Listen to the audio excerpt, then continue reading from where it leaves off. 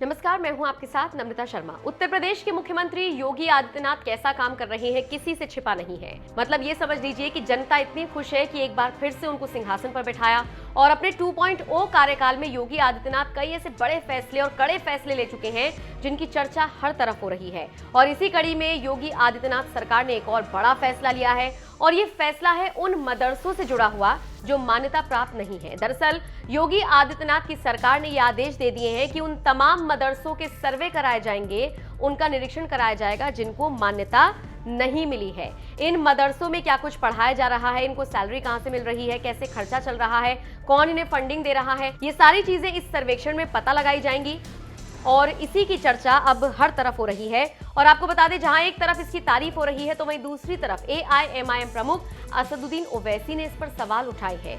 ओवैसी कहते हैं सभी मदरसे आर्टिकल 30 के तहत हैं, फिर यूपी की सरकार ने सर्वे का आदेश क्यों दिया? ये सर्वे नहीं बल्कि छोटा NRC है।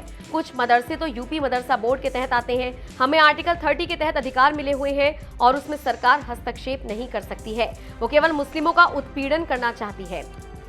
जिनको स्टेट गवर्नमेंट या सरकार कुछ एड नहीं देती है, ना उनकी सर्टिफिकेट रिकग्नाइज करती है, तो वो अगर ख़ुद अपने मदरसे खोलकर चला रहे हैं, जैसे दारुल उलूम देवबंद है, मुबारकपुर में अशरफिया है, ऐसे कई बड़े बड़े मदरसे हैं, डिफरेंट स्कूल्स ऑफ थॉट के प्राइवेट मदरसे हैं जिनका ना सरकार से कुछ लेना देना है, ना सरकार उनको कुछ फंडिंग करती है। हाँ, जो मदरसा बोर्ड के तरह रिकग्नाइज्ड हैं वो सरकार से, उसका ताल्लुक़ है गवर्नमेंट से। इससे ये क्यों सर्वे क्यों करा रहे आप? मैं अगर मदरसा खोलता हूँ तो अपने इस्लामिक तौर तरीक़े उनको सिखाने के लिए, इस्लामिक फ़िक़्ह सिखाने के लिए, उनको मौलाना बनाने के लिए, मुफ्ती बनाने के लिए, और स्टेट गवर्नमेंट से ताल्लुक़ ही नहीं है। और संविधान के आर्टिकल 30 के तहत मुझे एक फंडामेंटल राइट हासिल है कि मैं अपने मदरसे खोलूँ, अपने पसंद के एजुकेशन इंस्टीट्यूट्स खोलूँ। इसमें सरकार क्यों मुदाखलत करेगी? आप सर्वे क्यों करना चाह रहे हैं? आपको इससे लेना देना क्या है? क्या आप उनकी तनख्वाह दे रहे हैं? जो मदरसा बोर्ड के तहत मदरसे हैं उनकी तनख्वाह तो आप दे नहीं रहे हैं पिछले 4 साल से। ये मदरसे प्राइवेट मदरसे हैं, अनएडेड मदरसे हैं और आर्टिकल 30 के तहत इसको कायम किया गया है। तो स्टेट गवर्नमेंट क्यों सर्वे करा रही है? आपको लेना देना क्या है? अब आप एक ऑर्डर जारी कर दीजिए ना कि अब आप मुसलमान मत रहिए, आप कुरान मत पढ़िए, नमाज मत पढ़िए, ऑर्डर जारी कर दीजिए। वही करना चाह रहे हैं आप। ये सर्वे नहीं है बल्कि एक छोटा NRC है ये। आपको बताते चले, ये जो सरकार का फैसला लिया गया है इसके तहत अपराधियों, समाज में गड़बड़ी फैलाने वालों पर नजर रखना बताया जा रहा है। और इसी के तहत पहले मदरसों का सर्वे होगा या अधिकारियों को कोई जानकारी मिलती है कि मदरसों की आड़ में कुछ गलत काम किया जा रहा है तो फिर एक्शन भी लिया जाएगा। अब ये जो पूरा एक्शन लिया जा रहा है इसको लेकर मिलीजुली प्रतिक्रियाएं आ रही हैं। एक तरफ जनता है जो खुशी जाहिर कर रही है तो वहीं कुछ एक तबके ऐसे हैं जो इस पर आपत्ति जता रही हैं। अब इसी कड़ी में जानी मानी पत्रकार रूबिका लियाकत ने अपनी राय रखी है। ट्विटर पर ट्वीट करते हुए रूबिका लियाकत लिखती हैं, मदरसों पर फिर घड़ियाली आंसू निकालने वालों से मेरे कुछ सवाल हैं। अपने बच्चों को किस मदरसे में तालीम दिलवाई है? किस नेता या मौलवी के बच्चे ने मदरसे में पढ़ाई कर लंदन के कॉलेज से डिग्री पाई है? गरीब का बच्चा मदरसे में पढ़े और इनका कॉन्वेंट में क्यों? यानी कि योगी आदित्यनाथ के फैसले का समर्थन करते हुए रूबिका लियाकत ने ट्वीट किया है और उनके इस ट्वीट पर लोग उनका जमकर समर्थन कर रहे हैं। अब देखा जाए तो योगी आदित्यनाथ ने जो फैसला लिया है ये बहुत मायनों में सही भी है और इसका नतीजा आगे निकलकर क्या सामने आएगा ये देखना वाकई में दिलचस्प होगा। लेकिन इस एक फैसले ने एक बार फिर से हिंदू मुस्लिमों को आमने सामने खड़ा कर दिया है। हालांकि मुसलमान होकर रूबिका लियाकत इस फैसले का समर्थन करती हुई नजर आ रही हैं। अब आप बताइए इस पूरी खबर पर आपका क्या कहना है? योगी आदित्यनाथ के फैसले को लेकर आप क्या राय रखते हैं और साथ ही साथ रूबिका लियाकत ने जो अपनी राय रखी उसको लेकर आपका क्या कहना है? कमेंट बॉक्स में अपनी राय हमें जरूर। क्यों रेगुलाइज करेंगे? क्या रेगुलाइज कर नहीं क्यों क्या रेगुलाइज करेंगे आप? जो मदरसा बोर्ड के तहत उत्तर प्रदेश में वो आपका रिकॉर्ड है।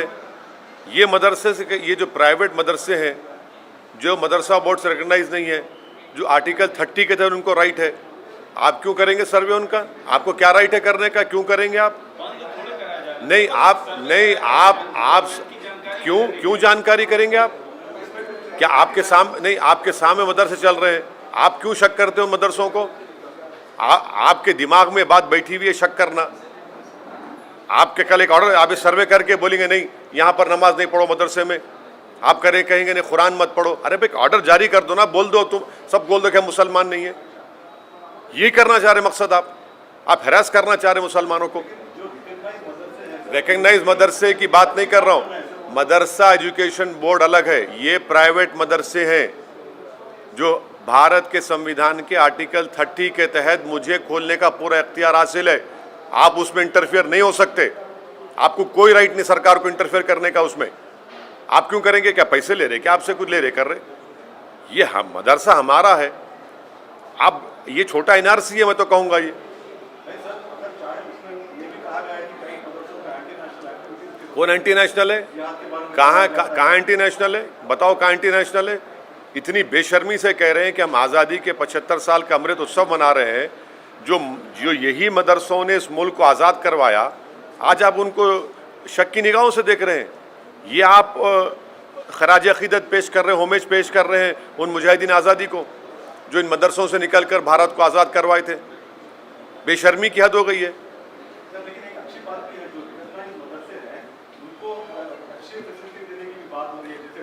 सुनिए, आपको झूठ बोला जा रहा है।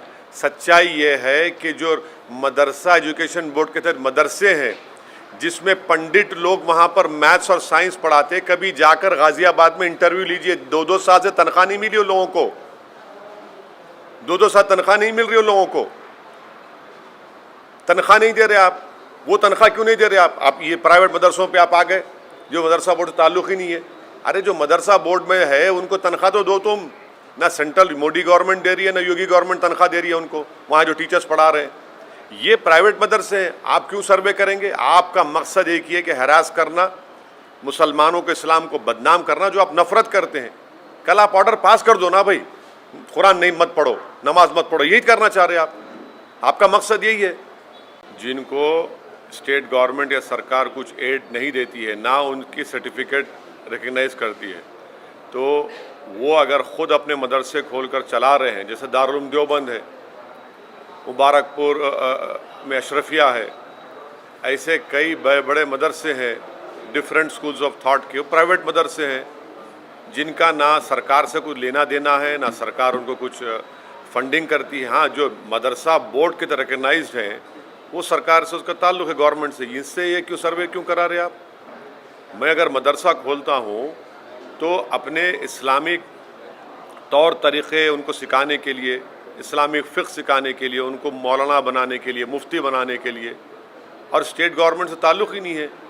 और संविधान के आर्टिकल 30 के तहत मुझे एक फंडामेंटल राइट हासिल है कि मैं अपने मदरसे खोलूँ, अपने पसंद के एजुकेशन इंस्टीट्यूट्स खोलूँ।